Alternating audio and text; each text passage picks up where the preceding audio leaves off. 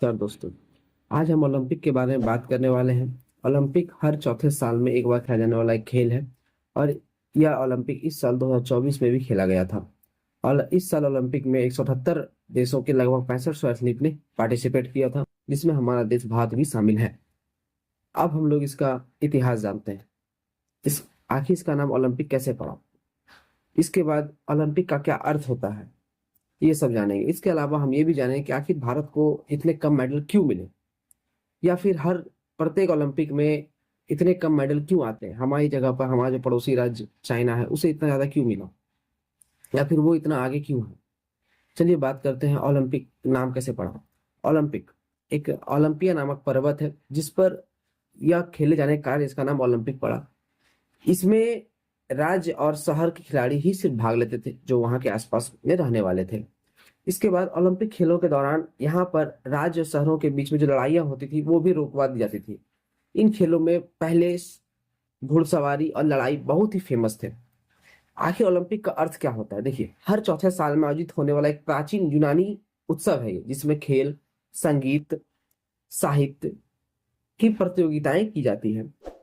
यह हर 4 साल में एक बार गर्मियों और सर्दियों के दौरान अंतर्राष्ट्रीय स्तर के खिलाड़ियों के बीच प्रतियोगिताएं करवाई जाती हैं। लेकिन मेरा मुद्दा ये नहीं है, मेरा मुद्दा है कि आखिर भारत को इतना कम मेडल क्यों आते हैं। इस बार भी भारत को लगभग 6 मेडल मिले, जिसमें 5 ब्रॉन्ज और एक सिल्वर मेडल था। गोल्ड तो इस बार मिला नहीं। लास्ट ओलंपिक में गोल्ड मिला था जिसको, नीरज चोपड़ा जी को। इस बार भी उन्हें सिल्वर मेडल मिला है। इसके अलावा कोई खिलाड़ी सिल्वर मेडल नहीं ला पाए। इस बार भारत ओलंपिक में 71वें स्थान पर था। अब पहले स्थान पर अमेरिका, दूसरे स्थान पर चाइना। चाइना जो हमारा पड़ोसी राज्य है वो दूसरे स्थान पर था, उसे 40 गोल्ड मेडल मिले, ब्रॉन्ज, सिल्वर ये सब मिले। इस बार हमारे देश से 117 खिलाड़ी ओलंपिक में हिस्सा लेने के लिए गए थे, और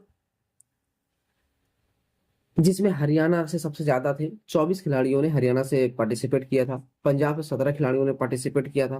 तमिलनाडु से 13 खिलाड़ियों ने, गुजरात से 2 खिलाड़ी, यूपी से 7 खिलाड़ी, कर्नाटक से 7 खिलाड़ी गए थे। लेकिन आखिर ऐसी क्या बात है चाइना और हमारे में जो इतने कम मेडल मिले हमें।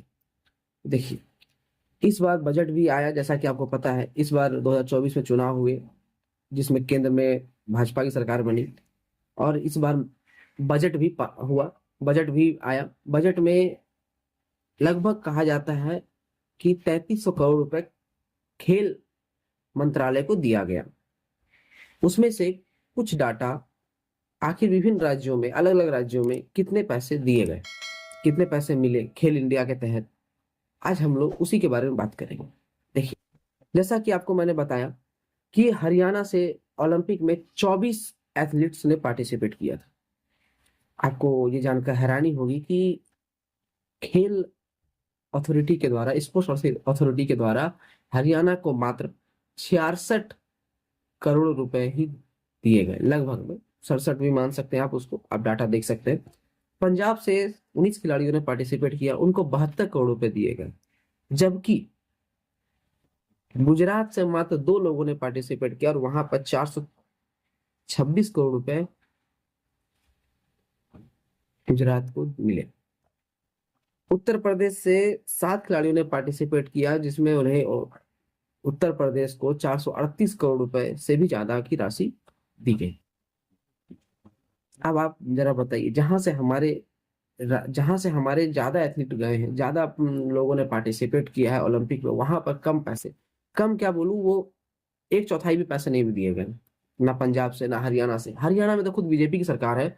गुजरात और उत्तर प्रदेश के मुकाबले में, जिस तरह गुजरात और उत्तर प्रदेश में बीजेपी की सरकार है, उसी तरह हरियाणा में भी बीजेपी की ही सरकार है।